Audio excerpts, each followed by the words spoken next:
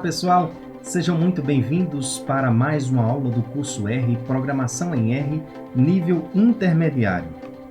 Hoje nós estamos com a aula 39, Sistema S3, Mecanismo de Herança. Hoje nós estamos então com a nossa última aula relacionada à programação orientada a objetos do Sistema S3.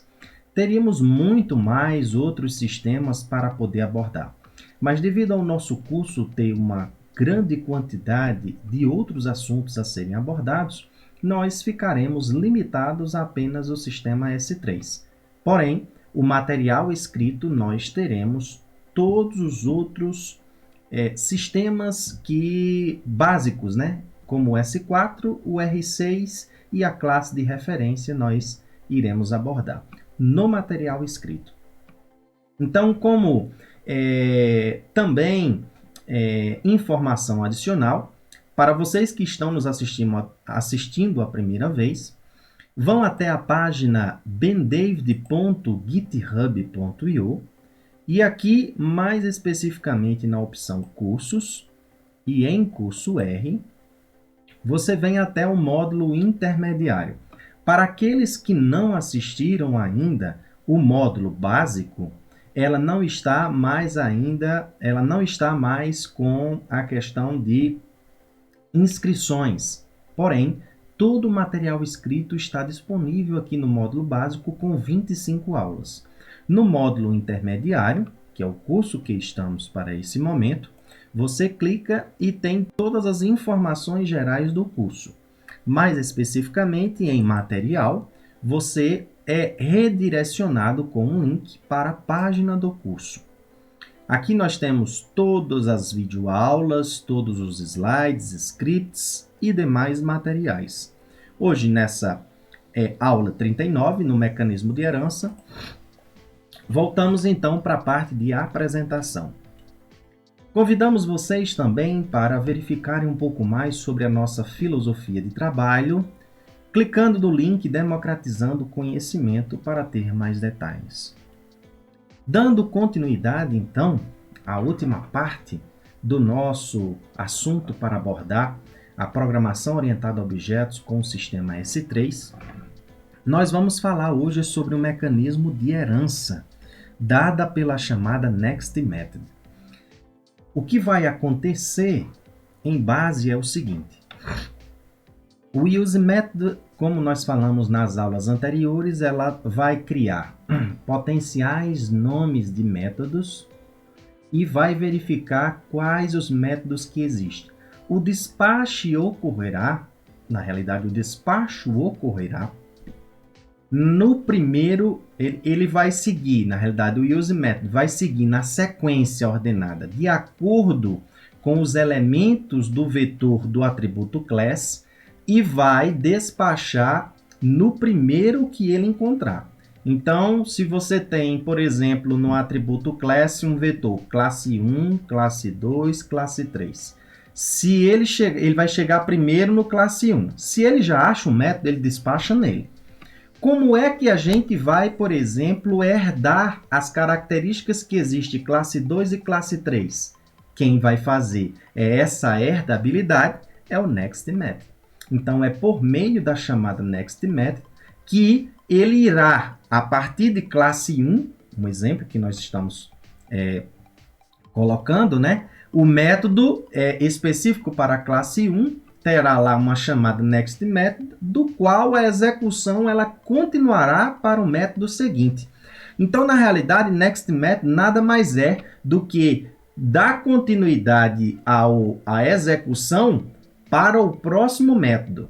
E aí, com os mesmos argumentos lá da função genérica, que é repassado para o método 1, será repassado também para o método 2. E assim sucessivamente.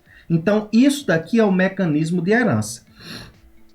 Então, em linhas gerais, o enfoque que a gente dá para essa situação, claro que mais detalhes, tanto para essa chamada Next Method, quanto para essa Use Method, nós não conseguimos repassar todas elas aqui via videoaula.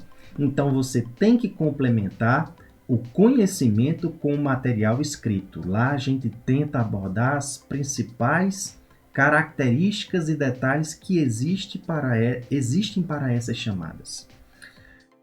Então, o que acontece aqui nessa situação é que, se nós tivéssemos naquele exemplo que eu falei anterior, classe 1, classe 2 e classe 3 e seus respectivos métodos, e se em classe 1 houvesse a chamada next method, iria ser passado, então, a continuação da execução para o método 2, e se em método 2 também tivesse uma chamada next method, passaria para o próximo método a continuação da execução. E aí o que é que aconteceria? Aconteceria que iria executar, então, esse método para a classe 3, finalizado, ele retornaria para o método da classe 2, finalizado, ele volta para o método da classe 1 e continua lá no método 1 a continuação das linhas de comando, porque uma característica que ocorre para o next method é que ele não fecha o ambiente de execução da função, no caso, no método que ele está sendo chamado. Diferentemente do que acontece no use method. Posterior à chamada use method, nada mais ocorrerá, porque o use method ele tem essa característica de fechar o ambiente de execução, no caso da sua chamada, né? O ambiente de execução da função genérica. Então, nesse aspecto, o que acontece é, nessas chamadas que ocorrem aqui em next method, nada mais é do que esse método aqui, o primeiro, ele herda as características do método posterior e assim por consequência. Porém, de um modo geral, o R não faz imposição nenhuma para essa herdabilidade.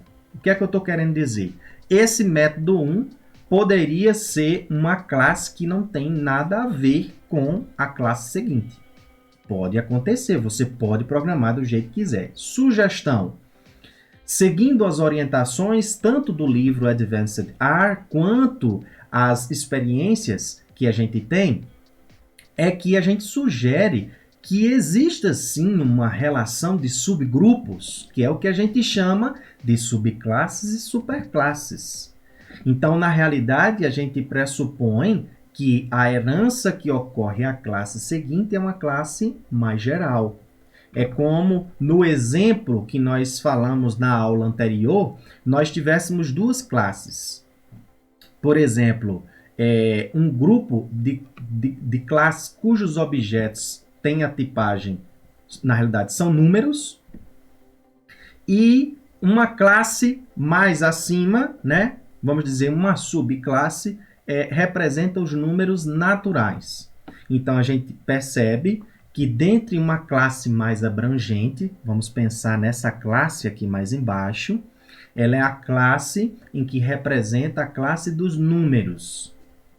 E que a primeira classe que surge lá no conjunto de elementos no atributo class, a primeira que surgiu foram os números naturais.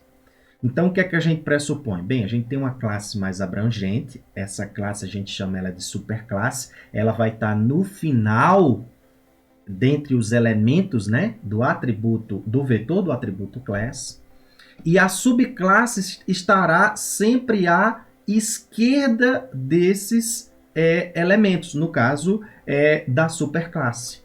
Ela será, então, a subclasse, que é um grupo mais específico.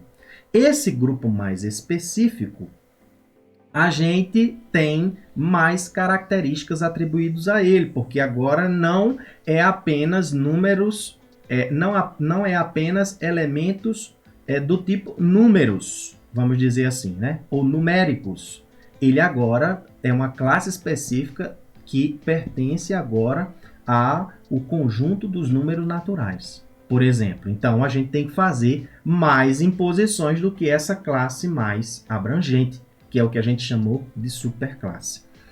Tem muitos mais detalhes para poder explorar e aqui também a gente não vai conseguir. Nós só vamos dar uma noção geral do que seria subclasses e superclasses, levando em consideração que o R não tem restrição nenhuma quanto a esses dois tipos de classe e também uma noção básica como seria as classes públicas e privadas em termos de programação orientada a objetos. Bem, indo agora específico para um código que nós criamos, vamos ver a ideia inicial do mecanismo de herança.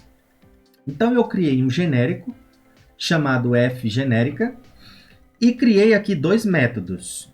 Método fgenérica classe 1, fgenérica classe 2. O que é que acontece? Acontece o seguinte, vamos supor que aqui nós temos diversas linhas de comando do qual a gente dá a caracterização e o comportamento que a gente quer para um tipo de objeto com classe 1 e classe 2 tendo esse vetor. O que é que acontece aqui? Vai acontecer o seguinte, vamos lá.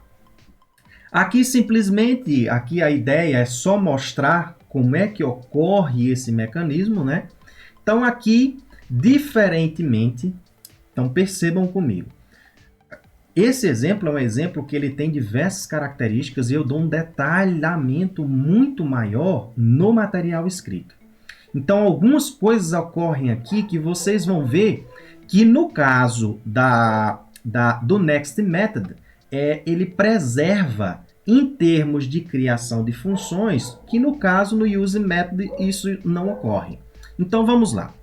Bem, a primeira coisa que acontece aqui é que eu criei um primeiro método, em que aqui eu tenho algumas instruções. Eu criei aqui dois tipos de objeto, um objeto X e um objeto Y, e uma característica que é interessante aqui é o seguinte, percebam comigo, esse objeto que nós criamos aqui, 3, que se associa ao nome X, esse X é o mesmo nome para o primeiro argumento.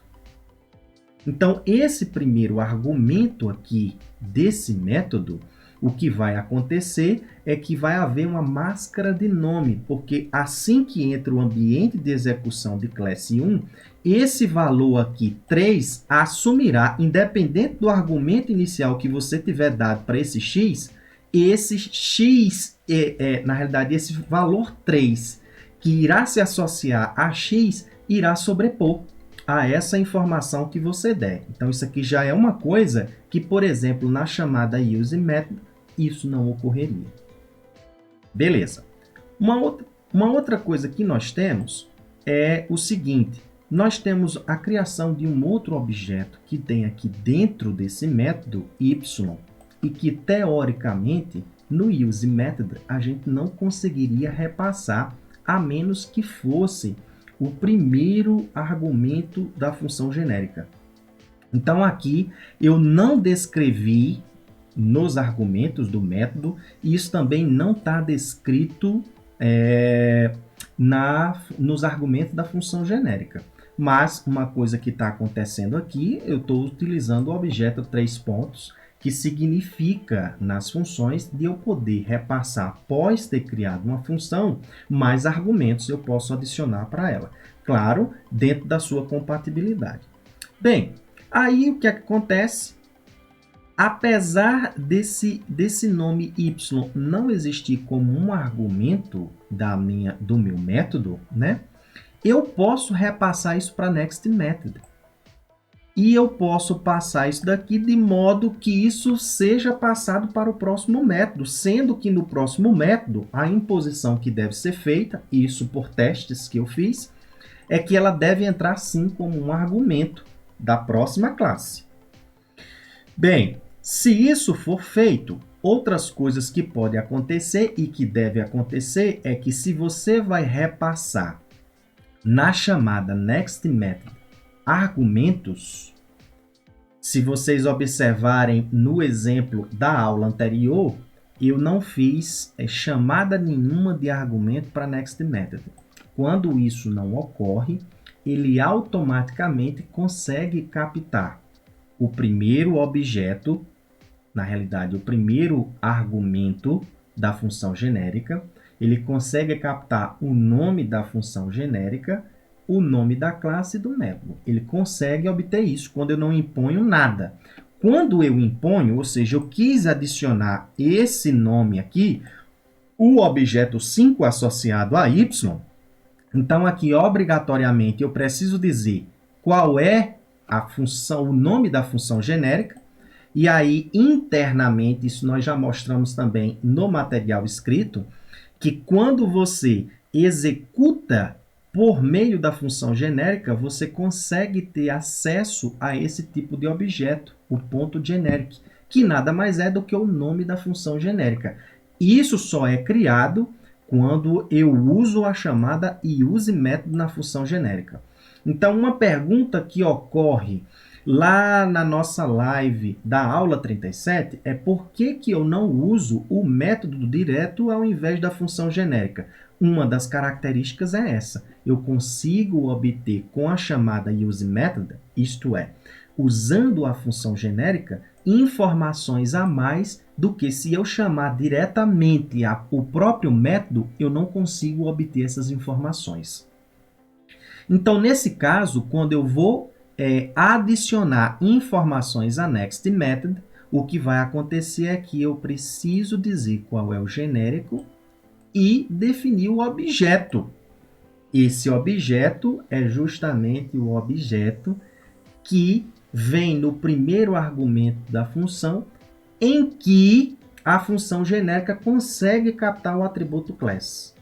Então, eu informo qual é esse objeto, estou dizendo que é o objeto x, e perceba, esse objeto x aqui, ele não será, apesar de, isso aqui é uma característica interessante, apesar de esse x vir agora não mais como valor definido inicialmente e vir independente, ele vai vir como 3, a classe do objeto dada lá no primeiro argumento, ela não será um problema, porque nós conseguimos captar isso, no caso, o método consegue captar isso por um outro objeto que é criado temporariamente, chamado .class.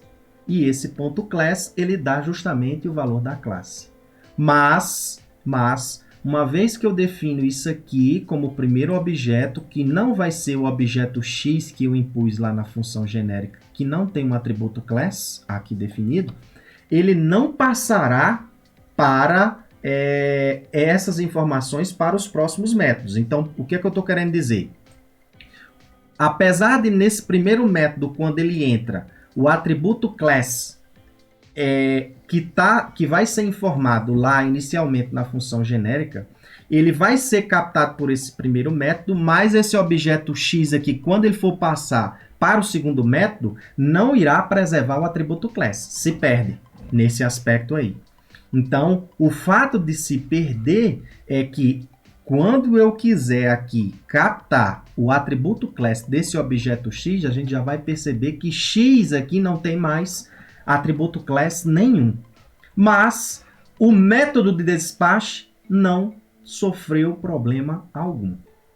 E isso aqui tem implicações diversas em termos de programação, porque as saídas do objeto podem ter consequências dela não ter a mesma classe do objeto inicial, né? Então a gente tem que pensar um pouco mais nesses aspectos.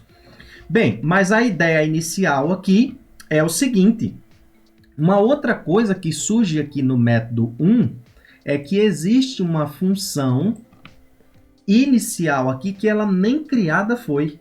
Mas o que acontece?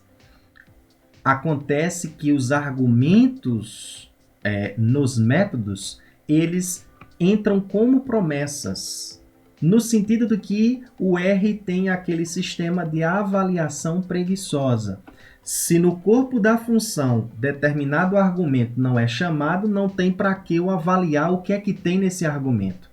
Então, aqui dentro, em nenhum momento, nós estamos utilizando qualquer operação com Z.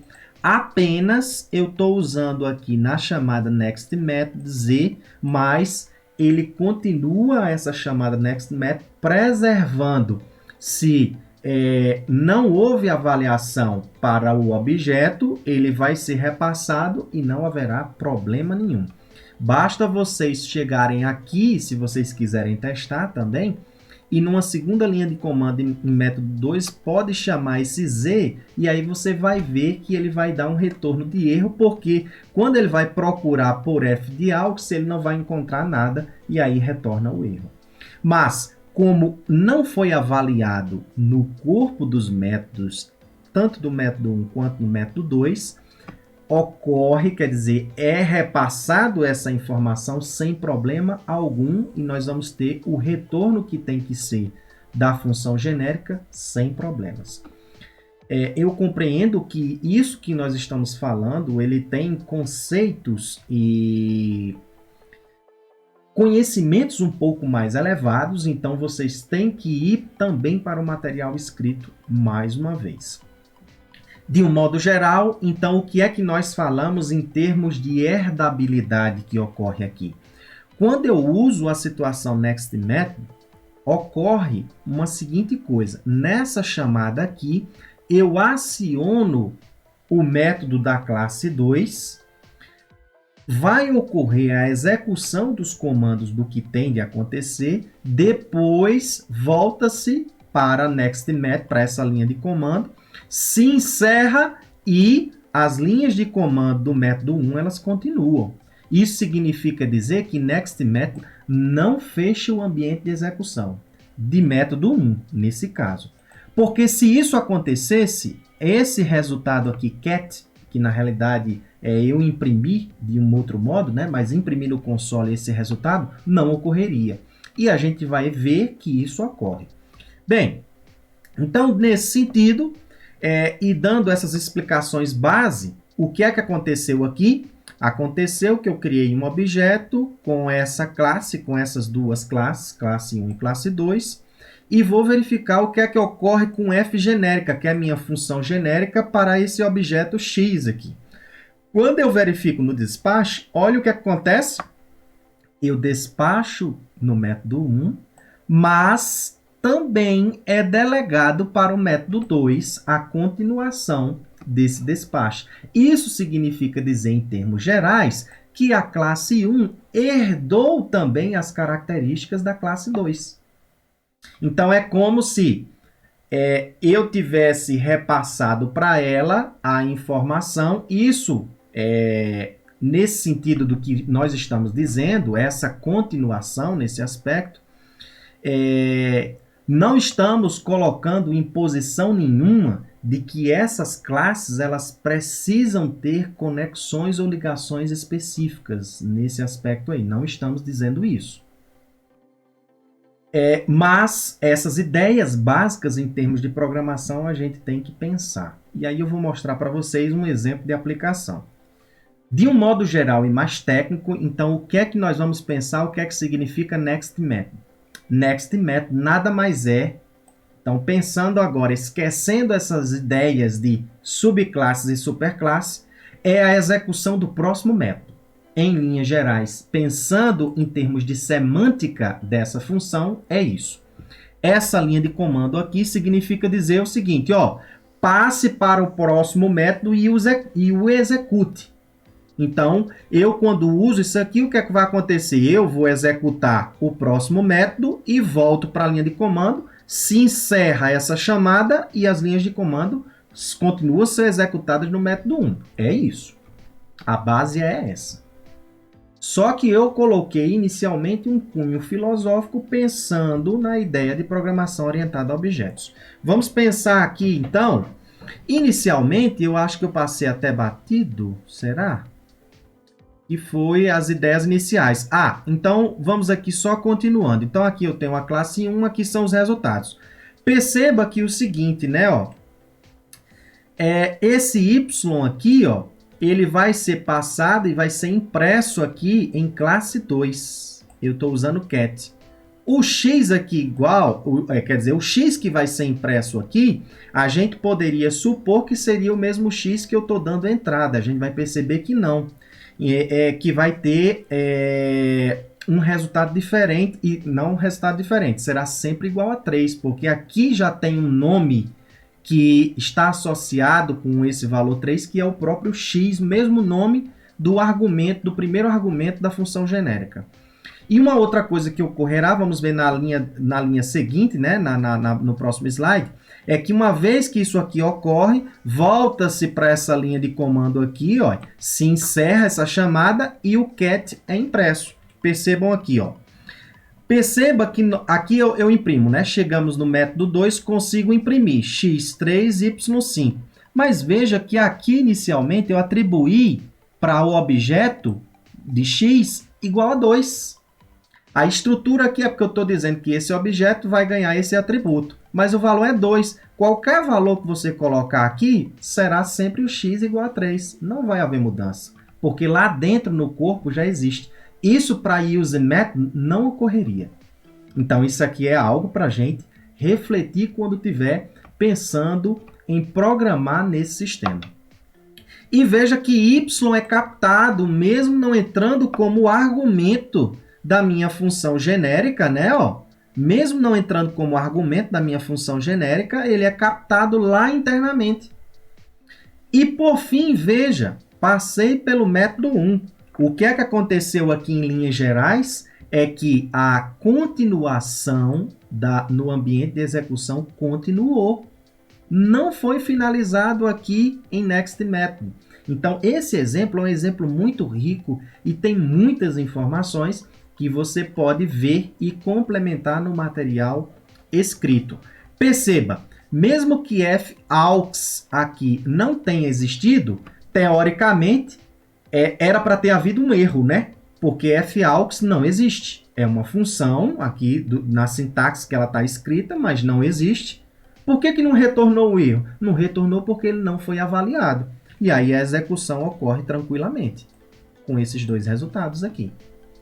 Então, nesse caso, classe 1 é onde ocorre o despache, mas ocorre a continuação para o método 2, que é delegado e se retorna para a classe 1 até ser finalizado suas linhas de comando. E aí a função genérica resulta em todos esses resultados.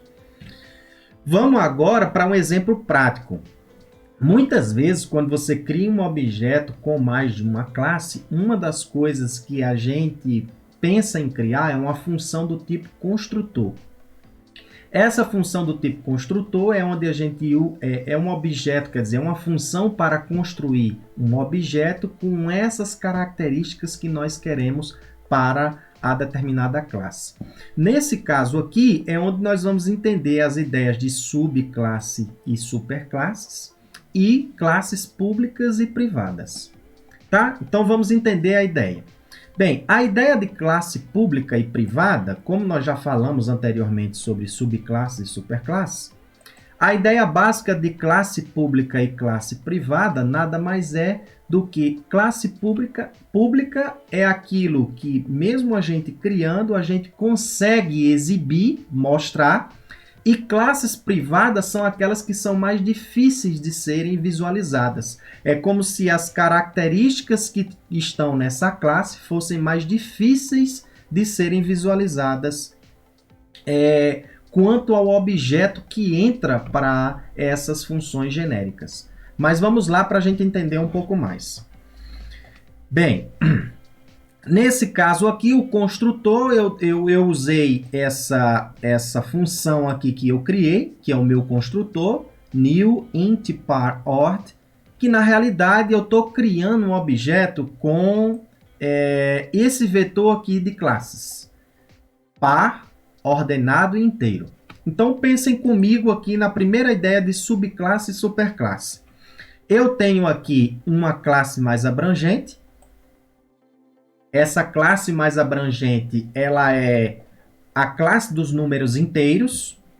E agora, mesmo sendo inteiro, eu vou restringir um pouco mais. Eu quero agora inteiro e ordenado. E restringindo ainda mais, eu quero, além de ordenado, que seja apenas números pares. Então, restringir mais ainda. O que é que eu vou dizer, então? Que par, aqui nessa situação, é uma subclasse de ordenado. E que, por consequência, ordenado é uma subclasse de inteiro. Inteiro é uma superclasse para ordenado e ordenado é uma superclasse para par. tá? Então, nesse aspecto aqui, eu digo que inteiro é a superclasse e par é a subclasse, que é o grupo mais restrito. Ok? Uma outra ideia que vai acontecer aqui nesse aspecto, para você entender o que é classe pública e privada, se você cria esse construtor, por default, se você não incrementa nada nesses argumentos aqui, inteiro e ordenado, o objeto que vai sair sempre dessa forma, com essas três classes. Então, o dispatch, teoricamente, sempre ocorrerá para o método dessa classe, da classe par. E esse método da classe par, especificamente, ele vai herdar as características da classe ordenada e da classe inteira. Estão entendendo a ideia? É isso daí. Bem, o que acontece? Se eu quisesse, então, eu posso dizer que a classe par é uma classe pública. Por quê? Porque eu não faço esforço nenhum para criar pelo meu construtor uma instância dessa classe, isto é, um objeto dessa classe. Se eu simplesmente chegar aqui, pegar essa função e aplicar o objeto que eu quero, a classe par, ela já é uma classe que, quer dizer, já é um objeto que irá para essa classe, sem imposição nenhuma. Agora, qual é a ideia de classe privada nesse aspecto? É que, se eu pegar aqui inteiro e colocar true, o que é que vai acontecer? A classe agora, o meu atributo class, não receberá mais as três classes. Eu terei apenas o atributo class para o nome específico para inteiro. Isso quer dizer que a única coisa que vai acontecer é que meu objeto agora vai ser com a classe inteira. Simplesmente números inteiros. Não tem mais imposição nenhuma de ser um número par e que esses números estejam ordenados. Mais ainda, se o se o argumento ordenado não for false, for true, ele agora vai receber no atributo class apenas dois valores, ordenado e inteiro. Significa, então, dizer que esse objeto agora vai resultar em números inteiros e que esses números serão ordenados, mas não números pares. Percebe que eu preciso fazer algo a mais para que eu obtenha instâncias dessas classes, ordenado e inteiro? Então, eu posso dizer que essas classes são classes privadas, porque há uma dificuldade maior para a gente poder acessá-las. Essa é a ideia. Algumas classes teoricamente privadas não são acessíveis de forma nenhuma e outras são. Nesses casos aqui, a gente pode acessá-las. Essa é a ideia base de classes públicas e privadas. Dando essas informações, então, o que vai acontecer aqui nesse aspecto é que o seguinte, nós criamos, então, três métodos.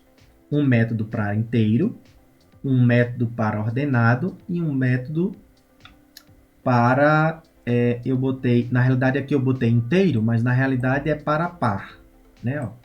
Na realidade é um método para par, um método para ordenado e um método para inteiro. O que é que vai acontecer? A minha principal função aqui é o método inteiro. O método inteiro para generic print, aqui que ocorrerá, o que é que vai acontecer? Eu vou anular todos os atributos que existem no objeto e vou pedir para que imprima esses objetos como inteiro, porque é uma imposição. Então, esse aspecto aqui vai haver nós vamos forçar a determinados vetores que não são numéricos e, mais especificamente, inteiros, a serem inteiros. Alguns elementos podem ser coagidos, outros não. Se não forem, vai retornar um erro, porque a entrada não está sendo numérica. Beleza. E aqui eu ainda uso uma outra condição, que é o invisible. Significa dizer que ele não é impresso momentaneamente, mas se você armazenar, associar com algum nome, você vai conseguir visualizar. Aí eu estou usando os genéricos, Quer dizer, eu estou usando o método aqui criado para o genérico print. E aí é uma outra sacada que nós temos. Tudo que você faz no console, quando você executa, por exemplo, você cria um objeto e vai executar, o que está por trás, quando você quer ver o que está associado a um nome, por trás no console, a gente só digita o valor específico do objeto. Por exemplo, se eu criasse um objeto X aqui e associar o valor 10, eu digo, o que é que tem dentro de X? Eu vou lá, digito o X e aperto Enter. O que está por trás é um print. Então, o que acontece? Quando eu crio um método para o genérico print, quando eu digito também apenas o nome, acontece o despacho para esses métodos que a gente cria. Então, vamos lá. Então, aqui o que acontece o método, esse método print, então ele só teve a imposição aqui para obter apenas valores inteiros, mas como nós vimos na hierarquia do nosso construtor, o primeiro método que irá ser procurado não irá ser em print integer, ou melhor, print inteiro, vai ser em print.par. E aqui o que é que acontece? O mecanismo de herança. Olha aqui o que é que a gente faz. Eu venho aqui agora em next method e defino aqui como primeiro argumento de next method. Next method tem 3 argumentos. Ele tem o generic, ele tem o objeto igual ao que ocorre no use method, mas ele tem um terceiro argumento que é o objeto 3 pontos, que significa que eu posso adicionar mais objetos após a sua criação, né? Após a criação do método. Então, nesse caso aqui, o que é que vai acontecer? Vai acontecer o seguinte. Então, aqui, quando o dispatch ocorre, vamos ver aqui na próxima linha, o dispatch ele ocorre em print.par. Então, em print.par, o que é que vai acontecer? Ele vem aqui, entra na chamada de print.par, o que é que vai acontecer? Passe a execução para o próximo método. Qual é o próximo método? Depois de par, ordenado. Eu venho aqui e passo para ordenado. O que é que vai acontecer em ordenado? Print ordenado, ele vai entrar e vai dizer o seguinte, passe para o próximo método, mas o objeto X agora vai entrar com a função sort. Ordene esses elementos. Então, ele já vai passar aqui para print com esses elementos ordenados. Então, aqui o que acontece? No print.par, antes dele passar para o próximo, eu usei aqui umas linhas de comando para truncar e obter apenas os valores que são valores pares. Então, eu usei isso aqui. O que é que acontece nesse aspecto? Ele passa o vetor de x, só que agora apenas os pares. Os números pares. Então, ele já chega aqui para print ordenado apenas números pares. Só que desses números pares, ele agora não estão embaralhados de qualquer forma, eles estão ordenados de modo crescente, de menor para o maior. E, por fim, na hora de imprimir, vamos coagi-lo para que seja apenas números inteiros. Então, o que ocorreu aqui foi um mecanismo de herança, percebem? Essa classe aqui é uma classe mais abrangente, essa aqui é uma classe mais restrita e essa aqui mais restrita. Então, eu tenho aqui a subclasse e a superclasse. Então, o que acontece aqui então na execução? Eu peguei aqui o objeto e simplesmente o imprimi. Veja, quando eu imprimo, eu não estou precisando usar o print x, porque no console por trás é o print entrando em execução. Mas se eu usar o print x, eu vou ter esse mesmo resultado. O que foi que aconteceu aqui? Eu peguei propositalmente e usei aquele mecanismo dos 2 pontos para criar um vetor de forma regressiva, de 10 a 1. Ou seja, 10, 9, 8, 7, ou seja, está ao contrário, né? O que é que aconteceu quando ele entrou no construtor? Automaticamente eu o criei, só que quando eu vou imprimir, já entra em ação o genérico print. O genérico print entrando em ação, o que é que aconteceu? Ele pegou passou apenas para o próximo método, pelo next method, né? Para o próximo método, apenas números pares. Depois, os ordenou e, por fim, os tornou como inteiros. E aí, nesse caso, o que é que acontece? Me volta apenas números pares dessa sequência aqui de 10 a 1. Então, o que é que aconteceu? O despache ocorre em par, depois é delegado para o próximo método, e lá dentro de print ordenado também se delega para o próximo método. Então, no caso, o print par, ele herda as características das demais classes. Aí eu posso dizer, então, que aqui eu não fiz esforço nenhum no meu construtor para exibir números pares, ordenados e inteiros.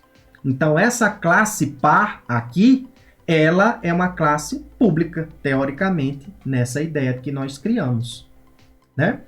Então, como era que seria possível se eu quisesse apenas objetos ou instância dessa classe aqui, print ordenado? Eu precisaria de algo mais. Eu precisaria adicionar um argumento aqui que nada mais é do que uma característica, tá vendo? Ó? Uma característica de que fosse ordenado igual a true. E aí o que acontece? O meu construtor me solta por trás aqui o print, na hora de executar, apenas números inteiros, porém, números inteiros em ordem crescente, ordenados. E quando eu vejo o despacho, perceba que nesse momento aqui agora eu não tenho mais o atributo par para esse objeto. O despacho ele ocorre apenas em ordenado e inteiro. Por fim, eu poderia ter um outro tipo de objeto que agora ele recebe apenas o inteiro, né? Ó, nesse caso aqui, eu tenho apenas o objeto do tipo inteiro, né? E está de forma, vamos dizer, teoricamente desordenada. No caso, 10, 9, 8, isso aqui é porque eu impus na entrada. Eu poderia ter embaralhado isso aqui e iria sair no mesmo embaralho. Observe que aqui agora o que acontece é apenas o print inteiro. Perceba, então, que nós criamos, nesse construtor, a criação de subclasses. Então, eu fui criando subclasses e adicionando ao objeto, né? E que essas criações de subclasses foram me dando estruturas específicas para que eu pudesse ter instâncias dessas classes. Isto é, criar objetos com as classes específicas que nós queríamos. Então, o despacho ocorre dessa forma. As ideias que você vê no livro Advanced R são ideias um pouco diferentes nesse aspecto. E uma coisa que é relevante também de se pensar é o seguinte. Quando você cria um objeto com essa classe, por exemplo, aqui, do tipo a classe par ordenado inteiro, como, por exemplo, ocorre com fatores ordenados e fator. Quando você cria um objeto de tipo fator ordenado, a classe aqui é uma classe que representa dois elementos, ordenado, ordered, e factor, né? Significa, então, que ordered é uma subclasse que herda da superclasse factor aquelas características de factor, né? Mas só que, mais ainda, a imposição do ordenamento, da hierarquização dos elementos que existem nesse fator, elas são necessárias. Então, ela é uma subclasse. Bem, a ideia que nós temos ainda nesse aspecto é o seguinte: quando você cria um objeto com essa classe, determinados genéricos que você aplica a ele não preserva a classe dos objetos, e isso passa a ser problemas. Mas isso não vai ser discutido nessa videoaula, devido à questão do nosso tempo e muitas outras coisas que teremos que abordar ao longo do curso. Porém, essas ideias serão todas descritas no material escrito. Faz-se, então, necessário mais uma chamada para a leitura do material escrito para podermos elucidar esses e muito mais problemas. Nesses mecanismos que nós já falamos do ordenado, do inteiro, era isso que nós queríamos abordar. Espero que vocês tenham gostado da apresentação do sistema S3 e vamos, a partir das próximas aulas, darmos continuidade aos demais temas, porque temos muitos assuntos para ainda podermos aprender. É isso, um abraço e até a próxima.